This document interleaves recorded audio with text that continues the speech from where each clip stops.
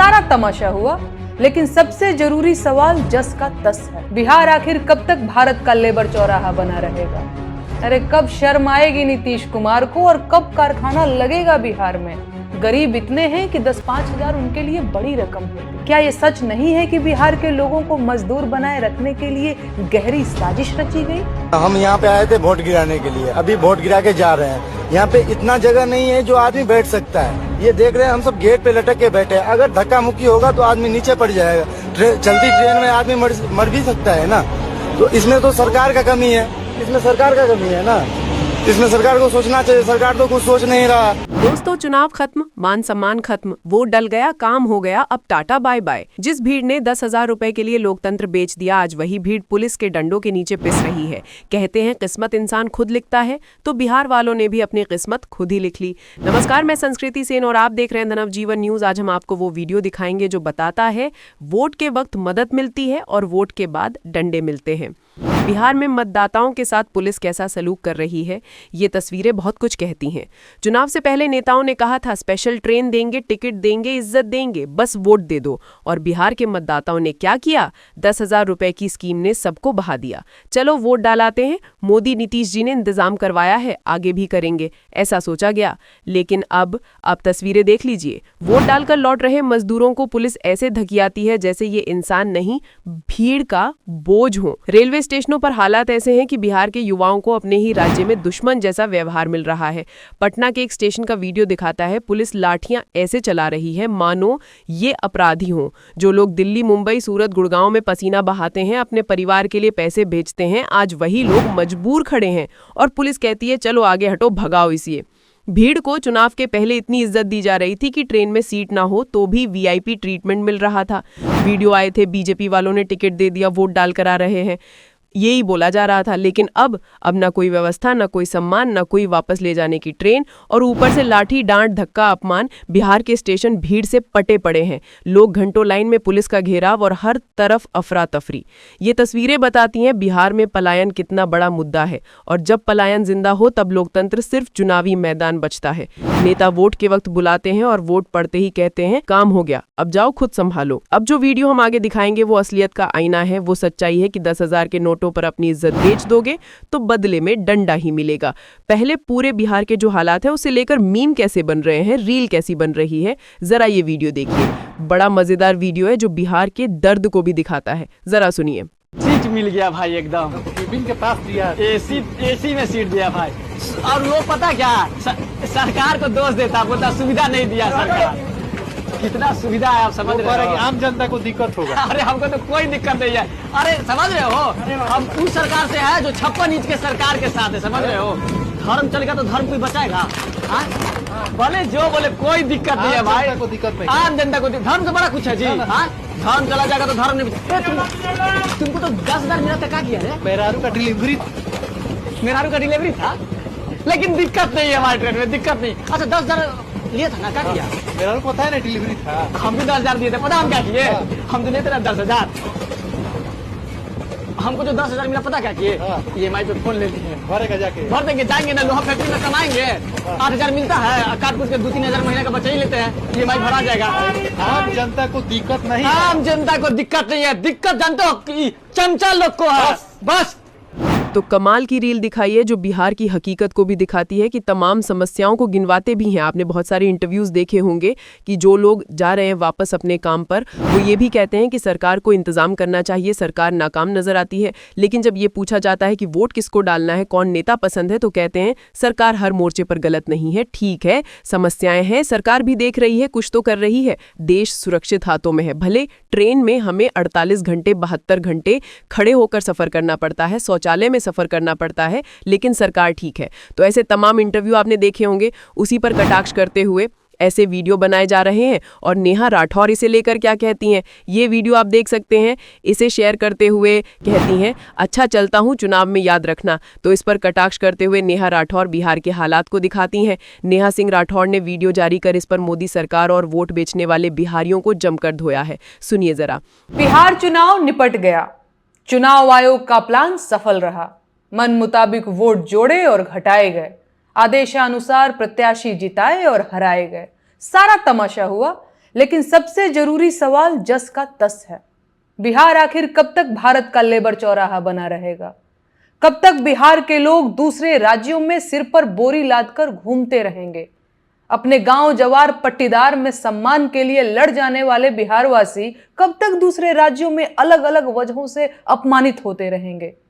अरे कब शर्म आएगी नीतीश कुमार को और कब कारखाना लगेगा बिहार में? अस्पतालों के बाहर बिना इलाज कब तक मौतें होंगी? जहरीली शराब पीकर मर जाना कब तक बिहारियों का नसीब रहेगा? रोजगार मांगने पर लाठी मारने का रिवाज कब बंद होगा? कोई जवाब है? मैं जानती हूं कि बिहारवासी भोले हैं, सरकारों की चालाकी नहीं समझते। गरीब इतने हैं कि 10-5 हजार उनके लिए बड़ी रकम होती है, पर उनकी इस बदहाली का जिम्मेदार कौन है? मैं कैसे मान लूं कि बिहार के लोग खुद बदहाल रहना चाहते हैं? क्या यह सच नहीं है कि बिहार के लोगों को मजदूर बनाए रखने के लिए गहरी साजिश रची गई? क्या मुख्यमंत्री सच में इस साजिश को नहीं समझ पाए, या वो खुद ही साजिश करता है? मैं कैसे मान लूं कि बिहार के लोगों को मजदूर बनाए रखने का सबसे बड़ा ठेका नीतीश कुमार ने नहीं लिया है? लेबर चौराहे के असली लमरदार तो वही हैं। चुनाव में बांटने के लिए हजारों करोड़ हैं, लेकिन कारखाना लगाने के लिए पैसा नहीं है। काहे मालिक? हजारों करोड़ बांटकर चुनाव लड़ सकते हैं, लेकिन बेरोजगारी दूर करने से डर लगता है? अरे सच ये है कि अगर बिहार में कारखाने खुल जाएंगे तो बिहार के लोगों को रोजगार मिलने लगेगा, उनका पलायन रुकेगा, तो दूसरे राज्यों के कारखानों को सस्ते मजदूर नहीं मिलेंगे। इससे उत्पादन की लागत बढ़ जाएगी, मुनाफा घट जाएगा, और कम मुनाफा उन्हें मंजूर नहीं है।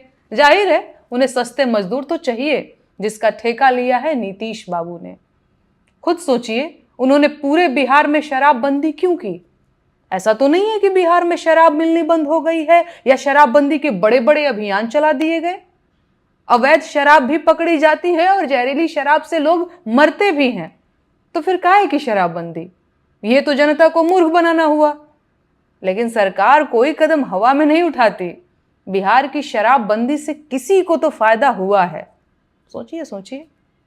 सच ये है कि बिहार की शराबबंदी ने पलायन को बढ़ावा दिया है, जिससे दूसरे राज्यों के कारखानों को लेबर की सप्लाई बढ़ी है, उनका मुनाफा बढ़ा है और बिहार वासियों का शोषण बढ़ा है। अरे जब कारखाने में मजदूरी ही करनी थी तो ये काम तो बिहार में भी हो सकता था ना भाई। और घूम फिर कर फिर वही बात कि कारखाने ही नहीं है तो काम कैसे मिलेगा?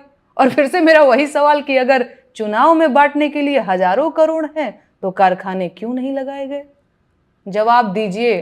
कब तक बिहार भारत का लेबर चौराहा बना रहेगा? कब तक नीतीश बाबू मजदूरों के ठेकेदार बने रहेंगे? अशोक कुमार पांडे ने भी इस पर एक ट्वीट किया। ये इंटरव्यू काफी वायरल हुआ था, जिसमें ये समस्याएं बता रहे हैं भाई साहब की खचाखच ट्रेन भरी हुई है, खड़े होने की जगह नहीं है, यहाँ पर लटक कर सफर करना पड़ रहा है, गिर भी सकते हैं। और उसके बाद अशोक कुमार पांडे क्या लिखते हैं, इतिहासकार इसे लेकर, जनता का वोट लोकतंत्र के लिए सबसे जरूरी होता है। लोग इनका मजाक उड़ा रहे हैं, लेकिन मैं तो कहूंगा कि ऐसे लोगों से ही लोकतंत्र बचता है। धूप गर्मी के कारण घर से ना निकलने वालों से नहीं, लौटने की व्यवस्था करनी चाहिए थी सरकार को इनकी। तो अशोक कुमार पांडे कहते हैं कि सरकार को कम से कम लौटने की व्यवस्था तो करनी चाहिए थी। हम यहाँ पे आए थे वोट गिराने के लिए, अभी वोट गिरा के जा रहे हैं। यहाँ पे इतना जगह नहीं है जो आदमी बैठ सकता है। ये देख रहे हैं हम सब गेट पे लटक के बैठे हैं। अगर धक्का मुक्की होगा तो आदमी नीचे पड़ जाएगा। चलती ट्रेन में आदमी मर भी सकता है ना। तो इसमें तो सरकार का कमी है, इसमें सरकार का कमी है ना। इसमें सरकार को सोचना चाहिए। सरकार तो कुछ सोच नहीं रहा। हाँ, खाली वोट लेना। हाँ, हम मधुबनी जिला से जा रहे हैं, दरभंगा से बिलोंग करते हैं। अब देखिए जरा, इन बिहारियों का रोना फिर से शुरू हो गया। इन मूर्खों से पूछा जाए, जब एक व्यक्ति कह रहा था कि मैं नौकरियां दूंगा, तब तुमने उसको वोट क्यों नहीं किया?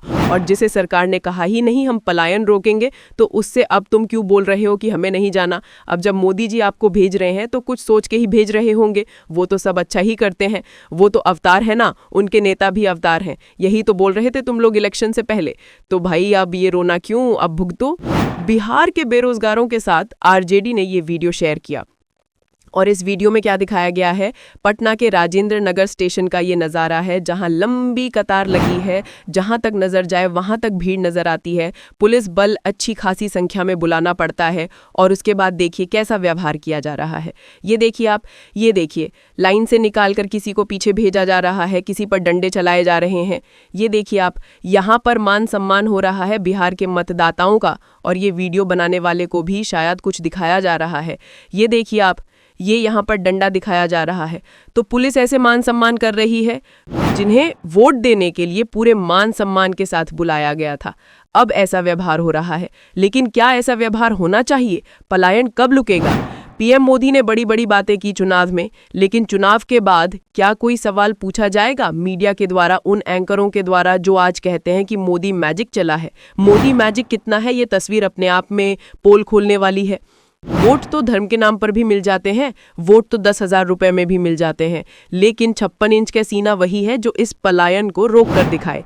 आरजेडी इस पर सवाल करते हुए कहती है, चुनाव बाद पटना के राजेंद्र नगर स्टेशन में राज्य के बाहर जाकर काम करने को मजबूर श्रमिकों की लगने लगी है लंबी कतार। ये पलायन कब रुकेगा?